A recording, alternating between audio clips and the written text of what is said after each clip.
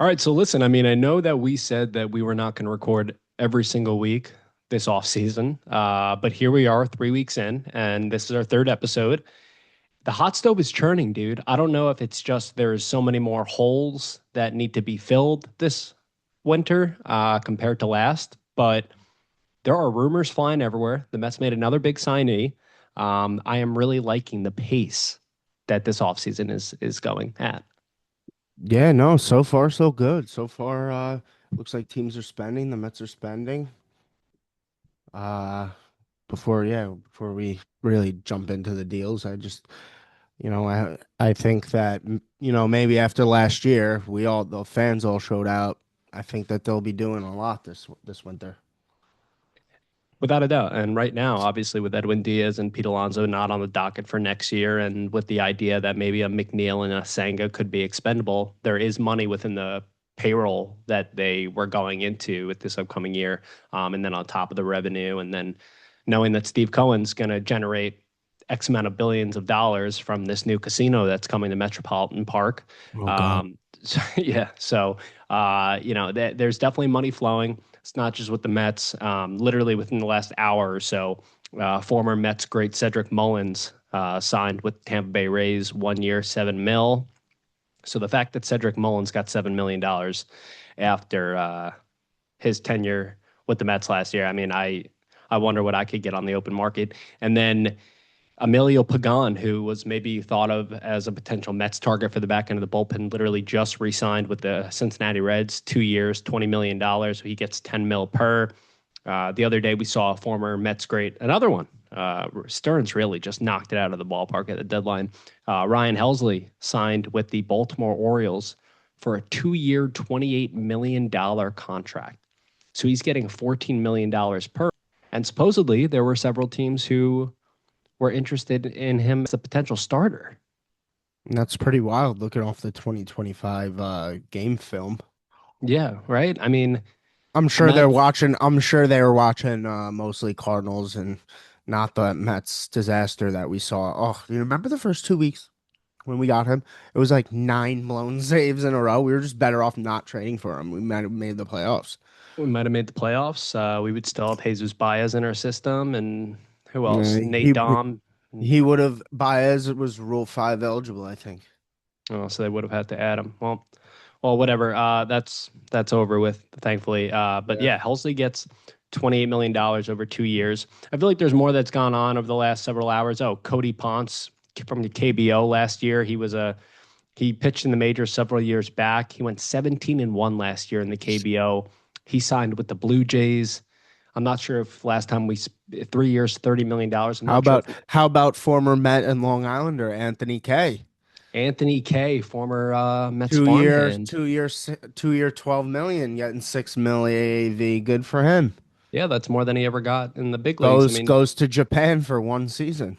dude, it really does show. Like, look how many players have either gone to Korea with the No, KBO or have gone and it's pitched in Japan, right? Like oh them that two. is that where he went? KBO?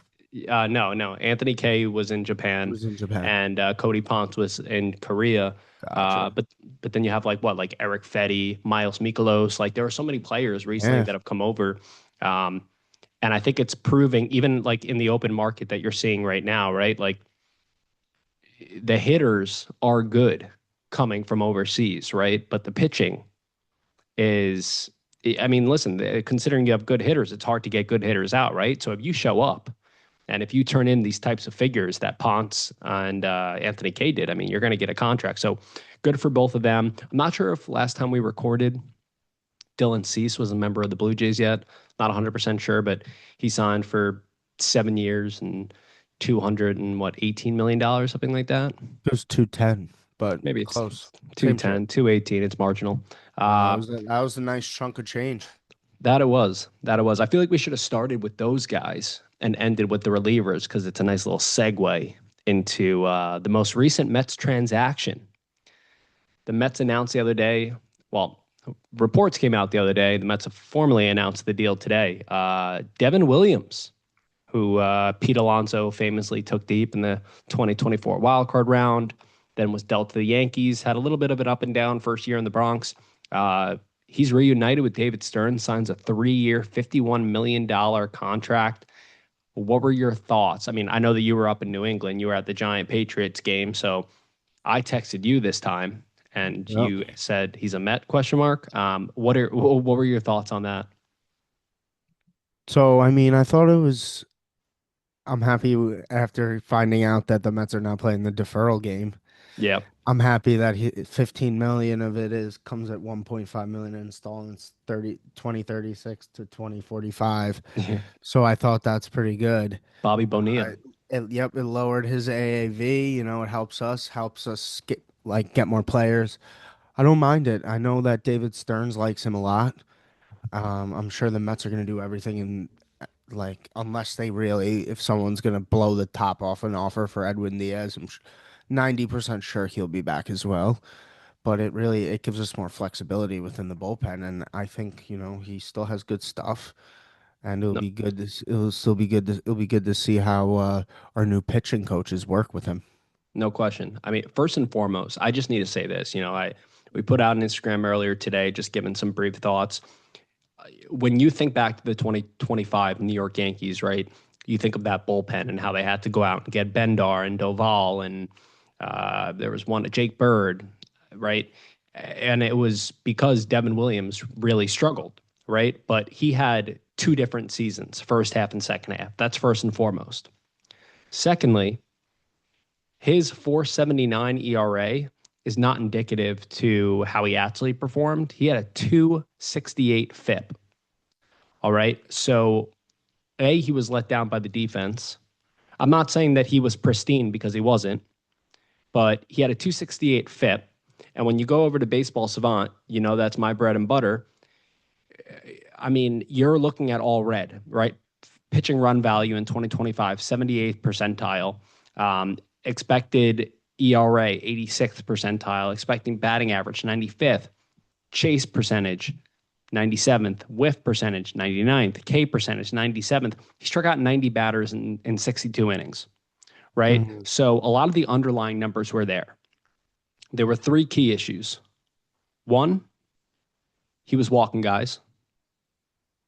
Two, he was getting hit hard on the fastball. And three, he was getting hard hit in general, right? The barrel percentage shows it, as well as the fastball run value. But outside of that, that changeup was there. Okay. Hitters hit what? One against the changeup in 2025, hitters hit 194 against it. And even speaking to the whole ERA FIP chatter, he had a 204 batting average against with the fastball. So I think that him reuniting with David Stearns, granted Stearns isn't in the dugout, and I think that when you look at it, you brought up deferrals. If you could have told me last year that Devin Williams could be had for what, $14.7 million, Yeah. especially after seeing Ryan Helsley get $14 million from the Orioles, this is a good move. Now, as you said, hopefully Edwin Diaz is retained and Devin Williams can be a setup man because he was great once the Yankees transitioned him to the eighth inning Yeah. last year. But I think that this gives the Mets good insurance in the event that, yes, a Dodgers or a Blue Jays or somebody blows Diaz out of the water. It gives them insurance. Hey, we have somebody who's closed before and has done it really efficiently. And then they could go out and sign another guy for the back end of the pen. Yeah, absolutely. I think at this point they should I hope that they're looking at, starting pitching, possibly an outfielder. Yeah. Dude, there's so many things, and I think that's why, like in the beginning, I was talking about, right? Like last year in the winter, we were looking at bringing back Alonso. We were looking at them going for Soto, Manaya as well, but there was never really any. Hey, we really have to emphasize the bullpen, right? Because they had the likes of Reed Garrett and this guy and that guy. Granted, AJ Minter was brought in, but there were fewer moves that had to be made because the Mets felt like they were solidified across the diamond outside of a few spots. This year, it's, hey, we just traded our left fielder to upgrade second base. Now we have a plethora of, middle infielders. So there are certain players that could be traded, right? And then you have Alonso's a free agent again. Diaz is a free agent. The bullpen is wrecked, right? You have AJ Minter coming back, but he probably won't be back until end of April, maybe beginning of May, right? But this gives us insurance. So now you have four relievers in your pen as of December 3rd. Devin Williams, AJ Minter, Brooks Raley, and Oscar Brazaban, who can be stalwarts in that pen. And now it's time to fill out the rest of those four names, right? Maybe Dylan Ross is one, but again, It'd be a Diaz good is time for like a Pete Fairbanks. exactly. And rumors, you bring up Fairbanks. People are speculating that obviously the winter meetings start on the 7th. People are speculating that they think Fairbanks is going to sign before Oh the wow. winter meetings. So obviously Emilio Pagan's off the board. Fairbanks may be off the board soon. And that really just leaves Edwin Diaz and Robert Suarez, Yeah. right? So, I mean, again, to me, In which the Blue Jays I heard are in on Edwin Diaz. yeah, the Blue Jays seem to listen. Rogers, the Rogers Corp, they have a ton of money, man. Yeah. They have a ton of money. So, it makes sense. It absolutely makes sense. But again, I think it's going to come down to, and I forget who reported it the other day, but and this is known, right? He wants something similar to what he got with his first contract with the Mets, 5 years, $102 million. But it's not even about the monetary figure. It's about the length. Yeah. Yeah. And I don't know about you, but I don't think David Stern. I mean, granted, he's not keen on giving big time contracts to relievers. Granted, he just gave a 3-year contract to Devin Williams, Yeah. but you know, it's difficult to stomach the idea of giving a 5-year deal to Edwin Diaz Yeah. at close to, if not more than $20 million per, and have that under your payroll through his age 37 season. That's a tough pill to swallow. Yeah, 100%. That could be a really bad contract come year three, four, five. And that's why, I'd rather go lower years, higher AAV. I'd almost be willing to offer him something close to like 2 years, 50 mil. I was thinking 2 years, 50 mil, or like 3 years, 73, $74 million, like something near the 25 million. So he gets three more $1 million. But, it's funny because then you look at a Robert Suarez, right? He's going to be 35 because he was another guy that went to a different league and came back and reestablished himself later on in his career. Hmm. But last two seasons, he's been terrific, 277 and then a 297 ERA in 24 and 25, respectively, a .90 whip in 2025. But he's somebody that's probably going to get a 3-year deal at age 35. So when I look at it, I think of it as two pronged. I'm like, all right, Diaz has a right to go out there and try to get a 4 or 5 year deal at Hmm. similar AAV than he signed for already. But then you also look at it and you're like, all right, if you're really confident in your stuff, and if you can get a couple more $1 million per year, like maybe the Mets are willing to do, like we just spoke about, Diaz could see himself hitting the market again at age 35 and maybe, jet that into another 3-year contract or something like that. Yeah, no, for sure. You For know, sure. so I don't know. I mean, you said 90%. That's what your gut's telling you? Um, I mean, like I said, I would love for them to come to like a shorter term deal, but if a team is out offering him like 5 years, 22 to 24 million, I think I'm out on that. It's a lot of money to give a closer. Especially when you have other needs, Exactly. you know? Exactly. Like, You're better off using that money towards, a starting pitcher if that's signing or trading, and then trade it, if they were to trade for somebody, obviously extend the guy. yeah, yeah. And, to me, I'm just looking at it. It's like, listen, Robert Suarez had a great season in 2025, but he's no Edwin Diaz. I want to make that clear. Mhm. Okay. Um, but when you think about, anybody can guess, Suarez is probably going to get a 3-year, 50 something $1 million contract similar to Devin Williams, right? But you see what Emilio Pagan just signed for 2 years, 20 mil. That's $10 million per. If the Mets, let's say Pete Fairbanks takes a similar deal, right? Fairbanks had another really good season with the Rays last year, 2.83 ERA in 61 games. If let's say Fairbanks could be had at 2 years, $20 million, right? And I'm not trying to play Moneyball or anything like that, but you just added Williams and Fairbanks at $24 million annually, Yeah. opposed to if you bring back Diaz at let's say $22 million, you're looking at $36 million tied, at least for the next 3 years, to your 8 and 9 guys in the bullpen, Yeah. I know. I know. And right? you have to realize they still have to allocate to other positions and stuff like that. So And not only that, when I was mentioning the bullpen before,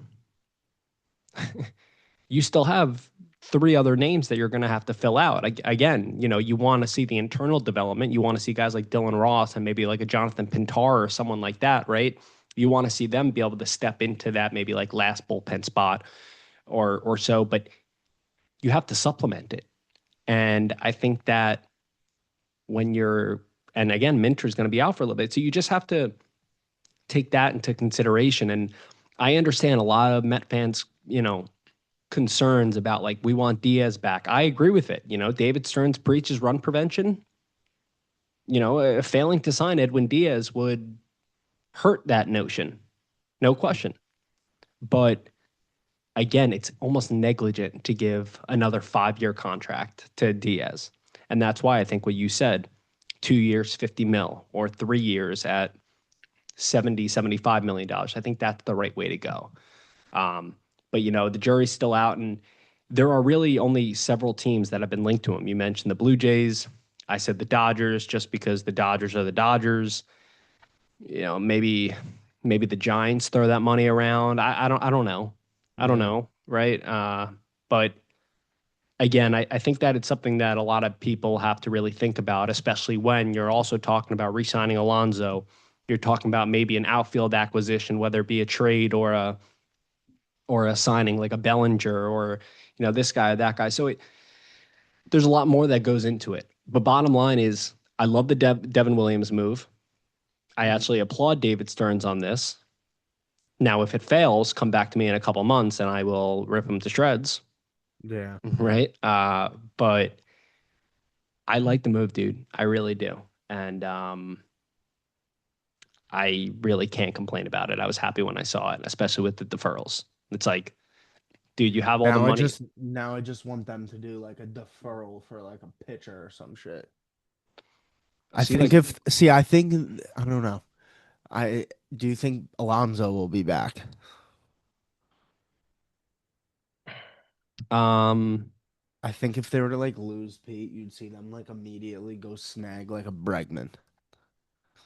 yeah, I see, and that's the thing. It's like that's what we're going to touch upon next, right? We're going to touch upon the offensive rumors because there's a lot swirling, but it's like I think where there's smoke, there's obviously, and there could be fire. Don't get me wrong, right? And Alonso obviously would want to return, but apparently he's waiting for the market to come to him, which he has every right to. But there are suitors for him. Jim Bowden, I think the other day, said that the favorites to sign him are the Mets and the Red Sox. Now, that kind of contradicts a report earlier on in the week that said that the Red Sox weren't looking to spend a ton of money. So it begs the question whether or not the Red Sox are really going to be there. I could see I saw a report today saying that like if the Phillies lost Schwarber, maybe the Phillies could swoop in and sign him, but that would push Bryce Harper to DH. Yeah, yeah. I mean, I think that would be dumb, and I think that that's just like you know somebody trying to stir. I think it was Jason Stark. I think that's just people trying to stir the pot a little bit between Mets and Phillies fans. But you know, I just I think that there's just so many different things that can happen, and I think given the fact that you need another back end bullpen arm, and Fairbanks is rumored to be close to signing, it becomes that much more important that you either do make that move and you do re-sign Diaz quick or pivot to Suarez because you need a lockdown ninth inning man, especially if Williams doesn't perform. But something also that I wanted to note, everyone's like, oh, people don't perform in New York, which is definitely accurate. But Devin Williams had 2 or 3 something ERA. He was much better at Yankee Stadium than he was on the road. So it wasn't like I can't deal with the pressure of being in New York. Yeah. And I think if he felt that, he wouldn't have signed with the Mets. So pivoting over to the offense, it appears like, and there's a couple of rumors going on right now. It appears like the Mets are entertaining the idea of Kyle Schwarber. That'd be interesting, but pricey also. It would be pricey. You would be able to get him at less years, I think, considering he's a Who's DH. who's saying the Mets are interested? I saw the Reds are highly interested in him. The Reds are because he's from Ohio, and then the Phillies obviously as well. I'm trying to think who said it. It was actually someone notable. I think it was Ken Rosenthal or John Paul Morosi, Uh-huh. someone along those lines. But I think that that would mean a few things. One, it would spell the end of. I mean, it would have to be. I think Schwarber's getting 4 years. Doesn't matter where he's signing. I think he's getting 4 years.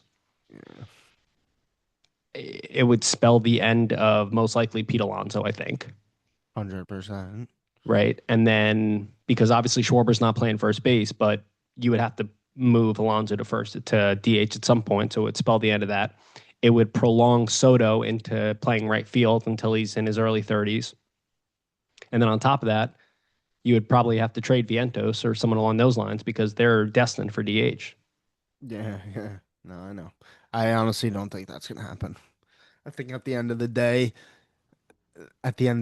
he's gonna have a shit ton of interest, and the Phillies are gonna end up having to pay like a ridiculous price to bring him back. Yeah, listen, at the end of the day, if you're asking me today, I think that he's going back to Philly. Again, you just have to think like imagine again, we're heading to the winter meetings, crazy shit happens. What happens if Alonso goes and signs elsewhere? Right? Then the Mets are in need of not only a first baseman, but a big bat in general, right? So that opens up the gates of Murakami and you said Bregman before and guys along those lines, but I don't know. I think that Schwarber definitely is a possibility because that power's enticing. Think of him hitting piss missiles, to the Coca-Cola corner, right? And again, you're getting him at 4 years, and I think that that is the unless you're a specific player like a Juan Soto, I think that 4 years is where David Stearns likes to cut off, Yeah. especially if you're in your 30s. Mhm. So I think the jury's out on that, but I think Pete Alonso is the guy that the Mets are going to target right now. Again, it remains to be seen, but knowing that he's waiting for the market to come to him shows that it might be another slower offseason unless, similar to Diaz, somebody comes out of the woodworks and offers him what he wants and he jets off, which at that point, the Mets can pivot so many different directions, right? Um, so we don't really need to touch upon Alonso so much because outside of the fact that he's waiting on the market, there hasn't really been much smoke there aside from maybe the Red Sox being Yeah. interested and the Mets. Again, Schwarber, Alonso. There was talk today about potentially the Mets looking at Eugenio Suarez. Now, this is all making me think a few things. It's making, and I'm trying to dissect the rumors. These are all big power bats, guys who have a similar power output that Alonso does. Yeah. So does that mean that they're going to go after a DH I don't know. I rather? think maybe they could be being smart and looking at multiple avenues. A good organization would be prepared for any scenario. And, if you lose Alonso, hopefully they have an immediate plan B because they don't know what Alonso's thinking. Like, if he gets a good enough contract from, say, the Boston Red Sox, Boston is a city and a franchise that people would want to go play for. A lot of history. So, and it's not far from here, not too much of a transition for him and his family. I can honestly see it in our free agent predictions. I'm pretty sure I had him go to the Red Sox, but 'cause I don't think I'm sorry. I love Pete. He already broke the home run record, and I feel like now they're not as obligated to give him as much of a big of a contract. like he already did it. Like there's nobody nearly as close to him. Nobody's gonna break that anytime soon. You know, Soto will in 15 years. yeah. So, but for now, so I feel like that's like they don't really have that to think about like they did last offseason. But you know, You're right. if he goes, you know, you gotta be prepared. But I hate when they tie people up and then our farm system, these guys stay in AAA and then they turn to shit. Right. But immediately, who do we have? Ryan Clifford? No, yeah, like he's not winning the job at a spring training. I No. think the So, only realistic guy in the minors that could possibly win a job is Benj yeah, exactly. or one of the pitchers. And that's if you don't make a deal for a center fielder and he's out and left or something along those lines, right? Um, listen, I think if you were to ask me right now, again, two different positions, who's more likely to re-sign with the Mets, Yeah, Alonso or Diaz? I would put my money on Alonso. you would. I would. I would. And it's only because, again, you're right. Smart organizations think about multiple different scenarios, different outcomes, avenues. Um, but knowing that Alonso is willing to DH, as Scott Boras has gone on record to say, and with all of these talks of Eugenio Suarez and Kyle Schwarber, it just makes me think that the Mets internally want to maybe at some point within the next 2 years shift somebody to first, or if not sooner, right? Especially if Alonso goes, or Yeah, sign somebody for first base. So that's why there's just so many different things and so many different things that they could do. Cody Bellinger's another one. John Paul Morosi reiterated today that the Mets are in on Bellinger. There's a few teams. It's like the Mets, the Yankees, the yeah. Phillies. What are we just gonna sign every fucking Yankee? I know we'll never hear the end of it. I don't think that's a great recipe. Yeah, They I haven't don't. won it. What have they won? Anything like Yeah, I don't blame you by saying that. However, I do like Bellinger, and I made myself clear whether it was last week or the week before. He's at great. 30 million a year? No, not at $30 million a year. No, no, he's not getting. He's not getting. Fangraphs Fangraphs has them estimated at 27. If you can get him at a 5 year deal, I'll do it. You'll dish out 27 to Belly. Yeah, he's what 31. Yeah, he's 31. All right. Again, it's not just. He'll Here's the be thing. 31 by opening day. Okay, so here's the thing. It's like, yes, I want Alonso back, but I'm not going over the moon for him because he's just a power hitter, Yeah. right? You look at a guy like Cody Bellinger, he's a great defender in center field and at first base. Yeah. He's also a very good hitter. To me, that's a better investment, right? Especially if you lose out on Alonso. Again, there are a couple different ways that the Mets can go about it. They could instead screw that. They could sign a Suarez or a Schwarber, make them their power threat, figure out the first base situation, and then trade for a center fielder, right? But I feel like Bellinger gives you more Yeah. options. Now, I don't think that the Mets are the front runners for him. I think that he's going back to the Yankees when all's said and done. But Yeah. I think Hal Steinbrenner came out the other day and said that he would like the payroll to go down.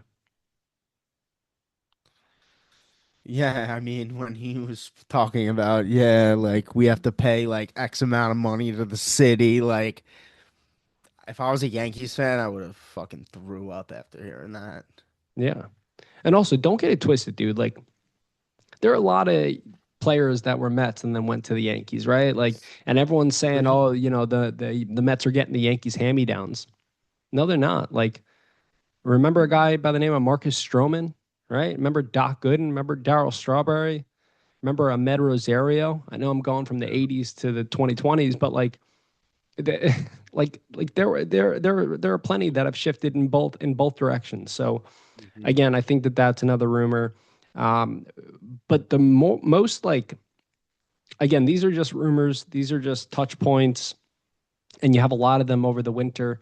I think one of the most curious things is, and again, it's kind of difficult talk about a certain thing in particular, as you can probably guess by listening to this, because one thing leads to another, to another, to another, to another, especially within the field.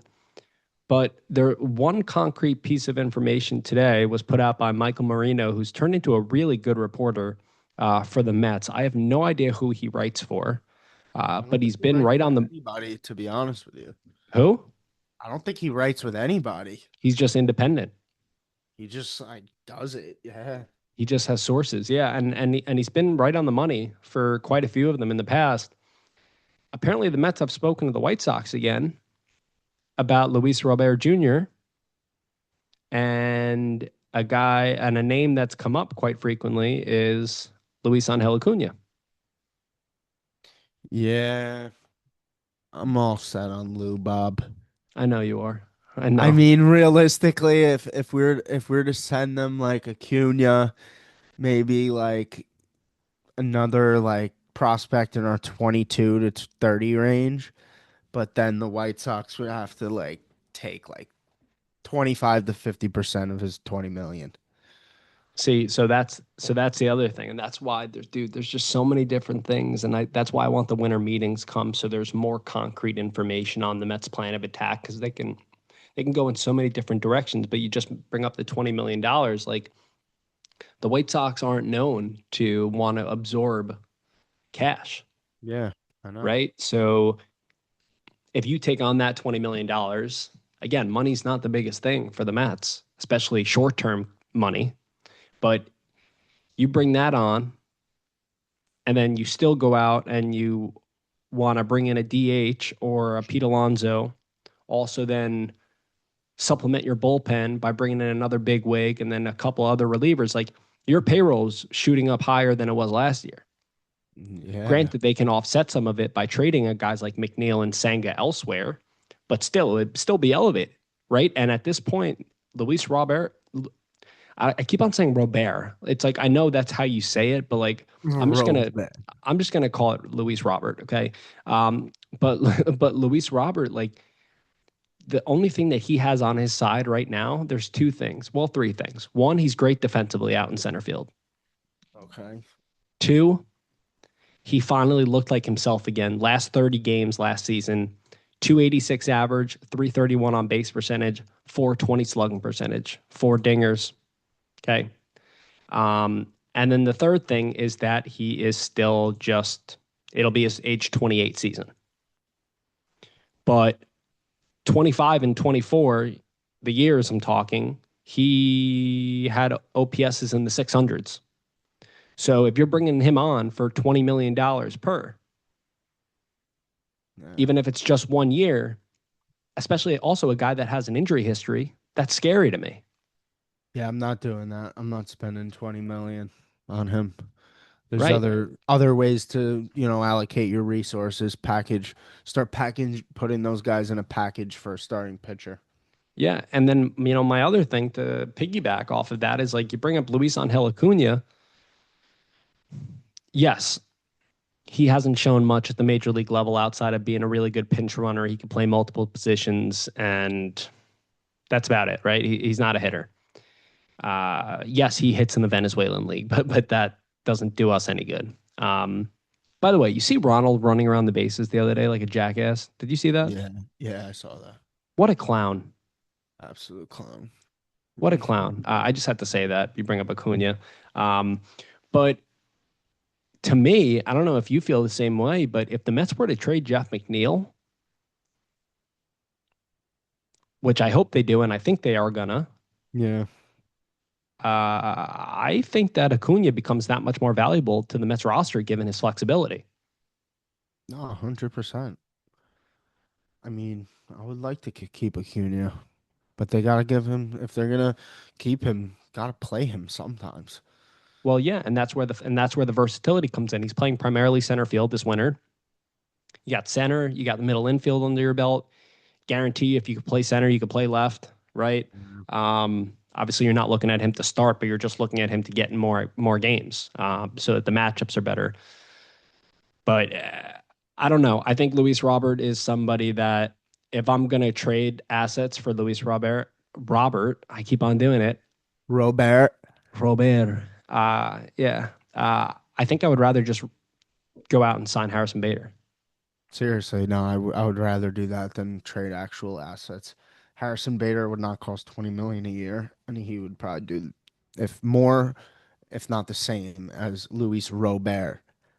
Yeah, I think yeah, Robert. Lou I, Bob. Lou Bob, that's better. That's easier. I mean, I think Harrison Bader is going to get like maybe $12 million over 2 years. So like $12 million per year. So that's a $8 million difference, right? So that's something to keep in mind. I just again, maybe this is the difference between this year and last year. Now that I'm thinking about it, it's like, as I said before, all right, they don't re-sign Alonso. You could go to DH, but then you have money for center field, but then you traded Nimmo, so then you need a left fielder, and then yeah, you need this, you need that, but you could do this, you could do that. So there's just so many different things that can occur. Yeah. That's why I But can't again, wait for the winter meetings. It should be a good one. I Hopefully with know some trades, some signings. absolutely, but again, like December 3rd, Marcus Simeon in, Nimmo out, big change, right? Yeah. Devin Williams in. So there are moves being made Yeah. and the rumors are flying in. And I think they're flying in more so when you're talking about the Mets because, quite frankly, the Mets have so many question marks. So they're linked to so many different players. One thing that I did want to touch upon quickly because we spoke about McNeil. We haven't spoken since Mike Puma's hit piece on the 2025 New York Mets regarding another internal clash between Francisco Lindor and Jeff McNeil, Uh-huh. as well as potential. Uh, he didn't really like go into detail, but with Juan Soto and Francisco Lindor about them potentially not liking each other because Lindor is so much more into style and Soto's just business and wants to go home and he's a family man. But Lindor said that in one of his post games one time, So I think that was just a reporter trying to get clicks when there were no rumors. Sounds about right. I That's kind the of reporters nowadays. I know I kind of expect more from Mike Puma though. I won't lie. Yeah, I don't know. Puma, he's old news. Puma's a no, I'm kidding. Yeah. All right. Before we hop off here and wrap up, give me one concrete and bold prediction that you think is going to happen at the winter meetings that take place between December 7th and December 10th. The Mets trade for a starting pitcher. Oh, come on. Give me one. What do you mean? Who? You want an actual fucking name, bro? Yeah, I do. I said concrete and bold. You say they're going to get a starting Concrete pitcher. and They could get bold. anybody. Who? Joe Ryan. Okay. Okay. I like it. See? That's concrete. Joe Ryan. Who do they give up? Around Jet Williams. Okay. Sprout. Okay. All right. Yeah, yeah. That's good. That was good, Matt. Thank you. Thank you for that. Yeah, All right. yeah. Um About you. mine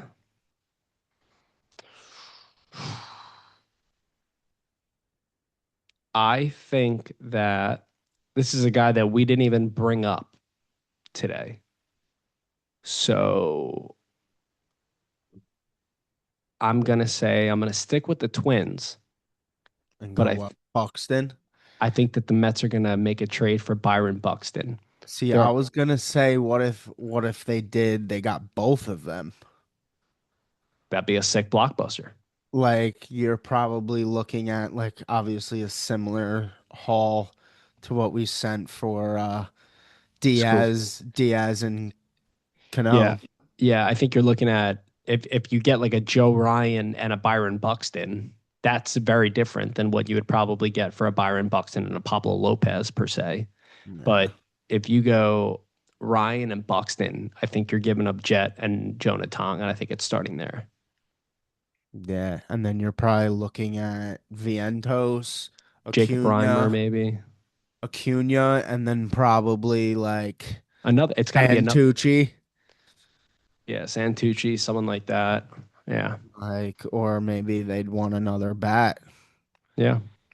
Because just to say, this was something that we didn't really speak about, but Byron Buxton has said that even though in the past he's said that he's not waiving his no trade clause, he is a little bit more open to a trade now, especially Yeah. if the Twins are going to completely tear down.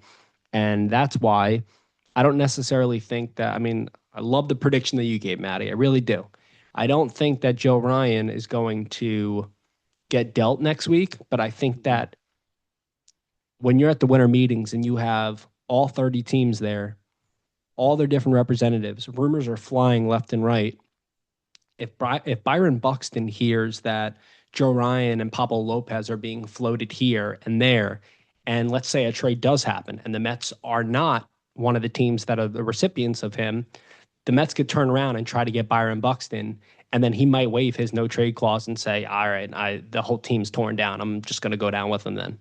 Yeah, yeah, yeah. Oh. Right? So those are our bold predictions. But again, I could see anything happening next week, and I'm so excited.